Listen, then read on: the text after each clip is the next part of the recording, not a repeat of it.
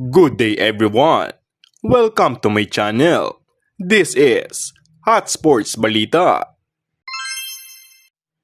Para sa balitang sports, matapos ang ilang araw ng paghahanap, finally, Los Angeles Lakers meron ng big man. According kay Shams Charania ng ESPN, pumirma na ng kontratang 31-year-old 7-foot center at former Sacramento Kings player na si Alex Len sa Los Angeles Lakers upang maging katulong ni Jackson Hayes sa naiwan na posisyon ni Anthony Davis matapos ang shocking trade ni Davis patungong Dallas Mavericks. Samantala, upang makuha si Len, kinailangan naman ng Lakers na i-give up ang isa nilang big man na si Christian Wood na kasalukuyang nasa injury list. Isang magandang desisyon nga ito para sa Lakers dahil wala pa nga silang nakukuhang manlalaro para sa center position upang pumalit kay Anthony Davis.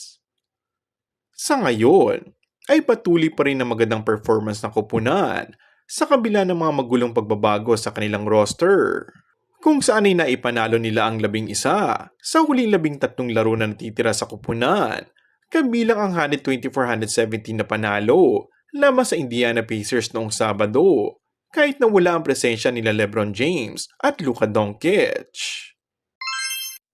Kung bago ka lang sa aking channel ay mag-subscribe at pindutin na rin ang notification bell.